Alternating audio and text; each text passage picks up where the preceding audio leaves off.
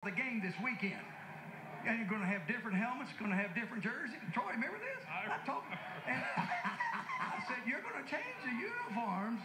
I said, Troy's accustomed to throwing to a certain colored helmet. I said, now, if we win, everything's fine. But if we lose, they're going to laugh us out of town. Well, let me tell you, he wasn't getting any place with the first part of that argument, but he wasn't outstanding in psychology for no other reason, so he appealed to the other. Just think if we don't win, what they're going to say and talk about you. Now, I hope it's worth it. And I went to my room and thought about it a little bit.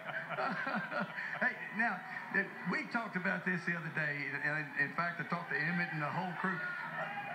We were a very physical team.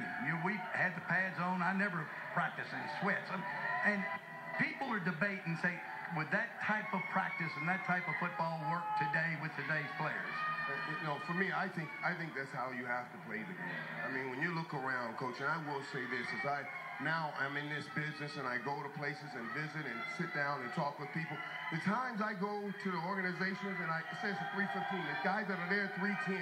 Time and time again, those organizations end up here in the Super Bowl. And the guys that don't do these things, they don't end up here. Yep. It makes a huge difference, Coach. Don't forget, people in full pads Wednesday. Mike McCarthy for the Packers in full pads on Wednesday. And don't forget that when you first came in, you did things a different way. And then you went back to the way you thought things should be done. So I don't think it's the question of does this work. If you decide as the head coach that this is how we're going to do it, that we as players have to say, all right, let's get this done. And it sets the mind. It set the mind. You set the mind.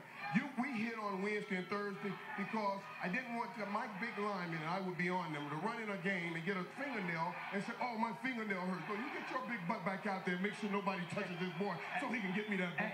Plus, we had the youngest team in the league. We had a rookie owner. We had a rookie head coach, so nobody knew any different.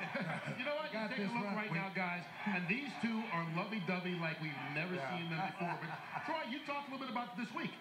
You're up there in the Ring of Honor at the new stadium. Aikman Irvin's up there. I mean, feel somebody's missing?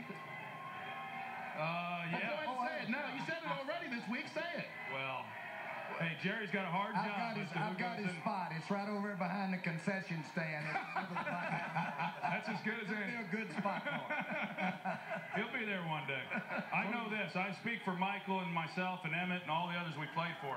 If we deserve to be in it, Jimmy Johnson certainly deserves it. Well, it's very nice of you. Well, that's pretty persuasive, guys. And you know how I feel about his contribution. When I introduced Jimmy, right after I bought the team, and of course I'm arm waving, and I said he's worth 5 Super Bowls, he's worth 5 Heisman Trophy winners. I said we have got us a coach. When he was at Oklahoma State, I didn't have anything to sell. I still would sponsor his coaching show. There'd be old Jerry Jones. What's next? Nothing. I was just sponsoring his coaching show.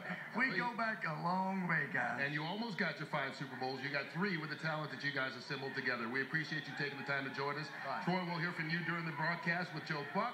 Thank you very much, Moose. Michael, always great to see you, brother. You take care. Thank you very much, Jerry. We love the Palace. This is, I'm telling you, seen places all over the world. There's nowhere on this planet like this place. Thank you so much. We appreciate it. Jimmy will be back to continue talking as well as we continue on the pregame show. Coming up in just a bit, we've got the Steelers time.